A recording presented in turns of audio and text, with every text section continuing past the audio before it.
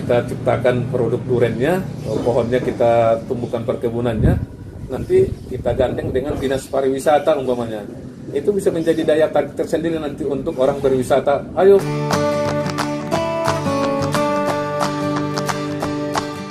Halo kawan Bang Ismar, kembali lagi di Obras TV Channel. Obrolan bebas with Bang Ismar. Obrolan paling bebas, paling santuy. Oke kawan Bang Ismar, pada kesempatan kali ini kita akan ngobrol bebas dengan Abang Anda Rudy Anhar, salah satu putra asli Kota Padang Sidempuan. Hari ini kita telah berkunjung ke kediaman beliau. Nanti kita akan ngobrol-ngobrol seputar kampung beliau Kota Padang Sidempuan. Jangan lupa dukung terus Obras TV Channel, like, subscribe, comment, and share. Apa kabar Bang Rudy? Alhamdulillah baik. Baik Bang. Ngomong-ngomong di Kota Padang Sidempuan Bang, di mana Abang tinggal Bang? Kalau tinggal orang tua Iya, dan Bang. saya besar-besarnya itu di Kampung Tolu Wek 1, Iya, Bang. Kota Padang Sidempuan, Padang Sidempuan Utara. Jadi sampai sekarang orang tua masih di sana. Cuman saya sudah hampir 30 tahun di perantauan ini. Ini Bang, kita mau ngobrolin soal Kota Padang Sidempuan. Kota Padang Sidempuan itu kan kerap kali dijuluki sebagai kota salak Bang. Menurut Abang soal pendapat Abang soal Padang Sidempuan dijuluki sebagai kota salak seperti apa Bang Rudy? Ya, ini tidak terlepas dari historinya Sidempuan. Ini kan memang dari sejak kita lahir di sana memang sudah terkenal banyak pohon salaknya. Jadi walaupun nanti berkembang Kota Padang Sidempuan ini tetap akan melekat ikon salak itu. Walaupun nanti sudah dimodernisasi, sudah menjadi perumahan, nggak ada lagi salaknya, kalau kota salak itu tetap akan melekat. Jadi sekarang memang posisinya masih luas lah salak di sana, walaupun sudah banyak yang telah berganti fungsi, ada yang dijadikan menjadi pohon karet. Nah, tetapi salak itu masih banyak. Kalau kita lewat dari jalan-jalan utama arah ke Sibolga itu masih kiri kanannya masih banyak pohon salak. Tadi Bang berbicara soal sejarah Kota Padang Sidempuan kan Bang. Dulu kan Kota Padang Sidempuan itu sebagai persinggahan dari pedagang-pedagang Bang, baik dia daerah dari Sibolga, Paluta, Panyapungan. Pusat senternya itu di Kota Padang Sidempuan. Ya. Abang melihat seharusnya kan dengan dahulu Kota Padang Sidempuan ini merupakan persinggahan, seharusnya kan Kota Padang Sidempuan harus lebih maju Bang dibandingkan daerah-daerah pemekaran Bang. Abang melihat sekarang itu Kota Padang Sidempuan ini seperti apa Bang Rudy? Jadi kalau memang dilihat dari kota-kota satelitnya Sidempuan ini kayak Sipiro, Pargarutan atau yang ke arah Sibolga, Batang Toru, memang kalau secara ukuran luas wilayah memang tetap masih lebih luas Kota Padang Sidempuannya. Iya, Bang. Dari demografinya juga jumlah penduduk mungkin tetap masih lebih banyak penduduk Kota Padang Sidempuan, karena memang dia dari awalnya dulu memang udah kota persinggahan seperti tadi Kak bilang. Itu memang kota perdagangan dari beberapa wilayah perkampungan yang ada di sekitar Sidempuan. Jadi sekarang kalau kita lihat perkembangan Sidempuan, kalau memang dibandingkan dengan yang lain, memang kita kalau dilihat dari persentase pertumbuhannya sepertinya kita agak ketinggalan. Kalau apalagi kita bandingkan dengan wilayah-wilayah di daerah Jawa ini, untuk ukuran wilayah tingkat 2, kota madya atau kabupaten, kita sepertinya agak terlambat. Tapi itu untuk ukuran di daerah kita, daerah-daerah Sumatera Utara, memang sepertinya perkembangan itu masih normal-normal aja dibanding dengan wilayah-wilayah tingkat 2 yang ada di Sumatera Utara. Tapi semua itu kan tidak terlepas dari baik kebijakan politiknya atau dukungan dari anggaran APBD-nya. Kita mungkin kalau kita lihat pada Sidempuan, untuk PAD-nya sendiri sangat kecil. Iya, Bang. Terus APBD-nya sendiri, kalau yang ku dengar-dengar ini kan kebanyakan porsinya itu malah untuk belanja rutin aja itu APBD itu, bukan untuk pembangunannya. Jadi kalau umpamanya sekian M, kalau umpamanya 1 triliun APBD Padang Sidempuan misalnya, itu bisa-bisa 700 miliar itu untuk belanja rutin dan belanja pegawai. Ya, Bang. Jadi hanya 300 miliar nanti yang untuk pembangunan.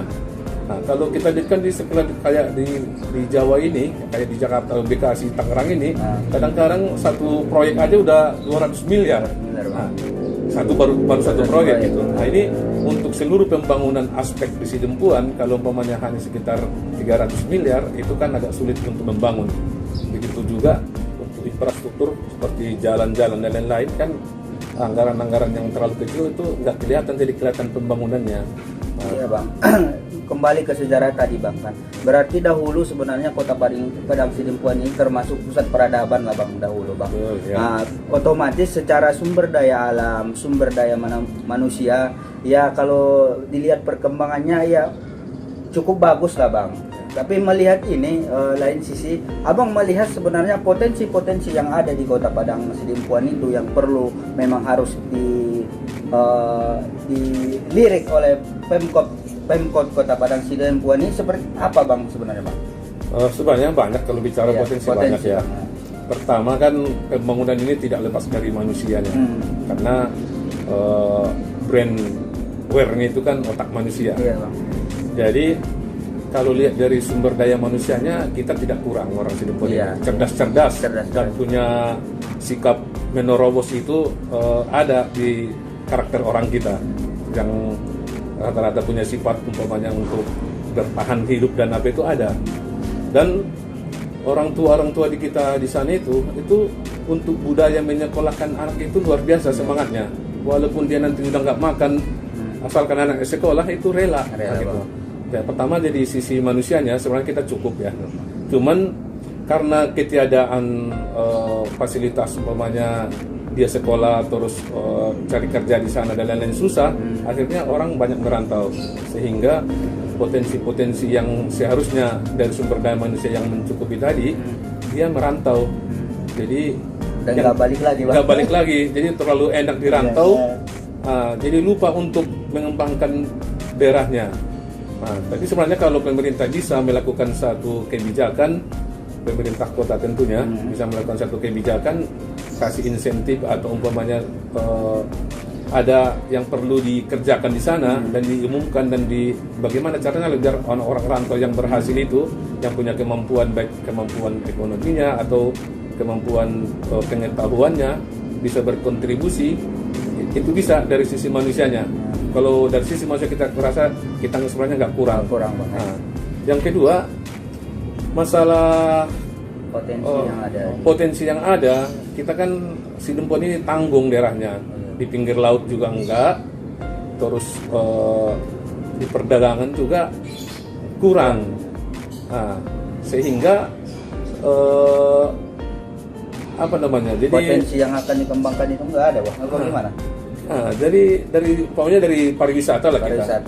Pariwisata pun di Kota Padang Sidempuannya hampir boleh dibilang nggak ada kelihatannya. Walaupun ada Bukit Simarsayang kan paling anak-anak muda aja yang pacaran yang ke sana, nggak belanja, dia paling belanja kopi doang kan berapa itu. Tapi kalau umpamanya itu pun sebenarnya bisa dimaksimalkan potensi itu, asalkan pemerintah ini jeli membaca peluang, kan harus orang yang mengerti tentang pengembangan wisata ini.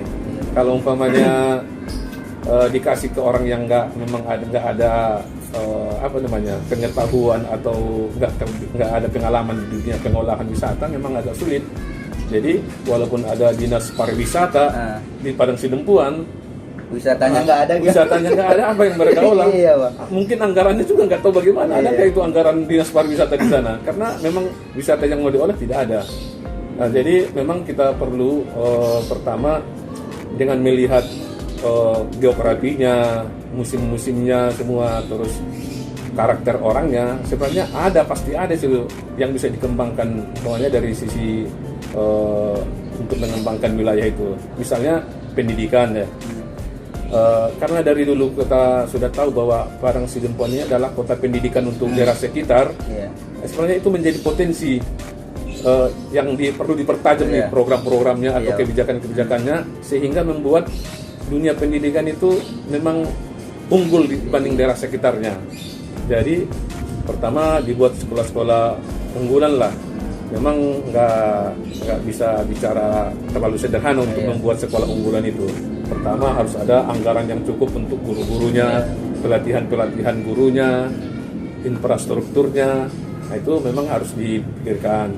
Nah, tapi kalau bicara masalah segmen untuk bagaimana biar potensi ini terkembangkan, salah satunya menurut saya itu pendidikan di Sidempuan ini.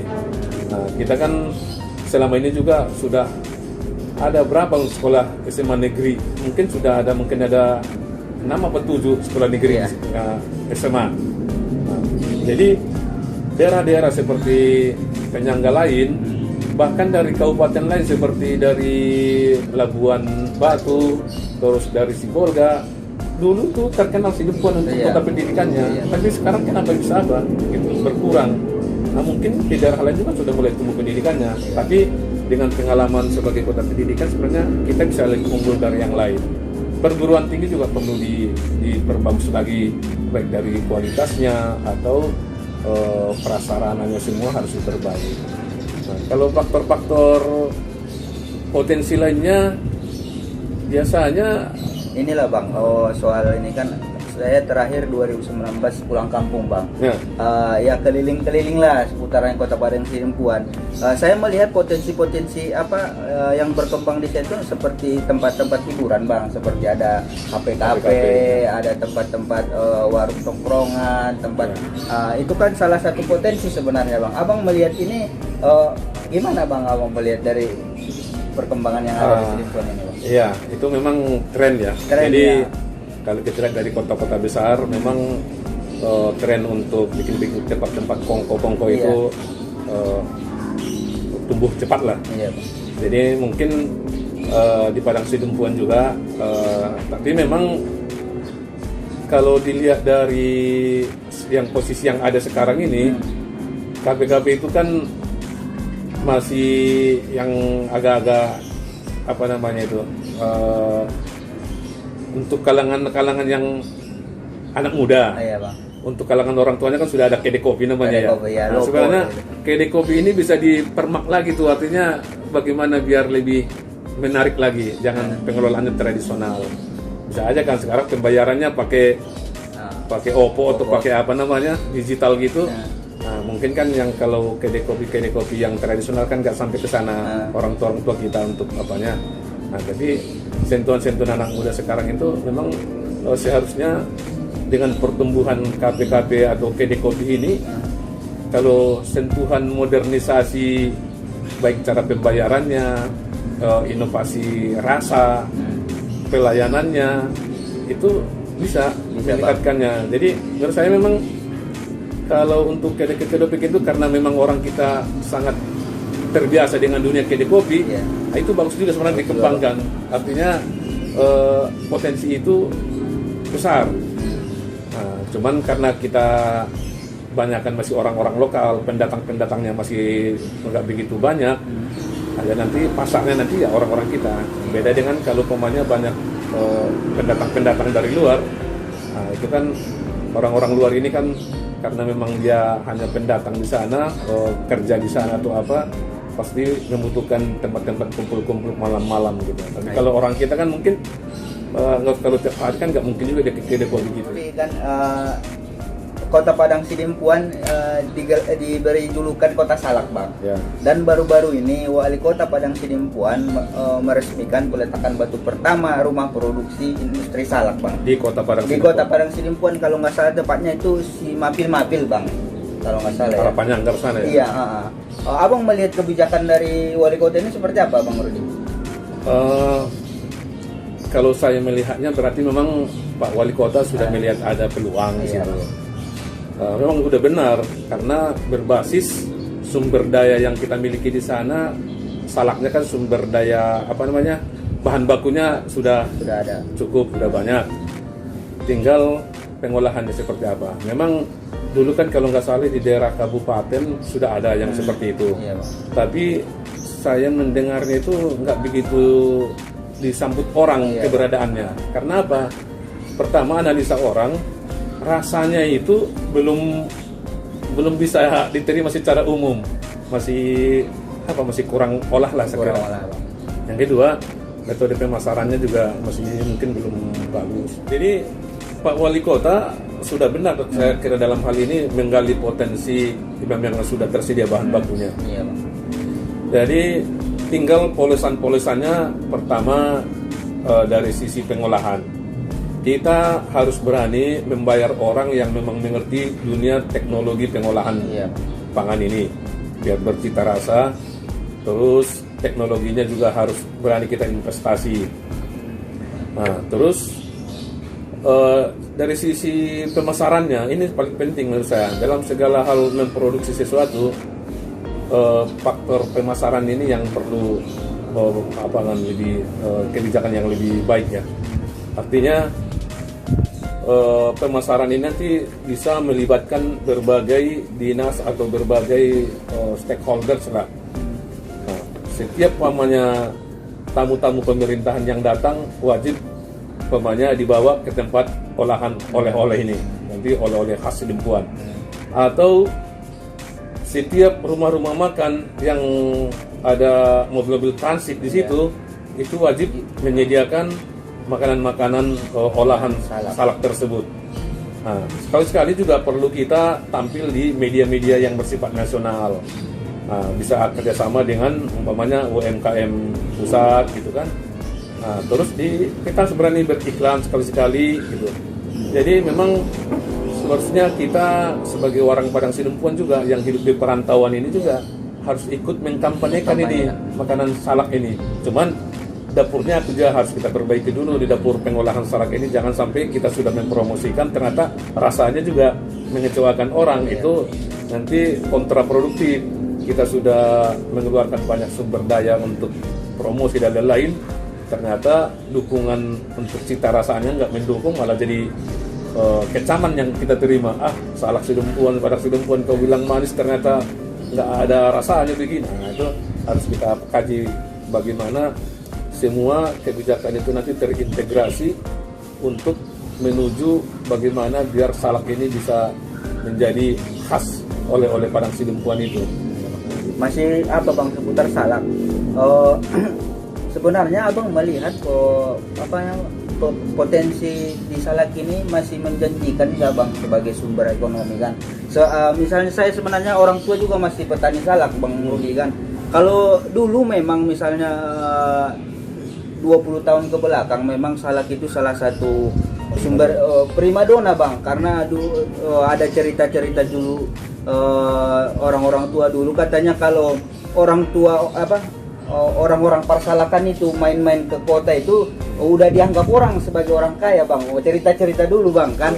Tapi kalau dilihat sekarang itu dan orang tua sendiri juga bercerita sebenarnya hasil dari perkebunan salak itu sebenarnya Bang dilihat sudah tidak menjanjikan lagi. Abang melihat ini seperti apa Bang?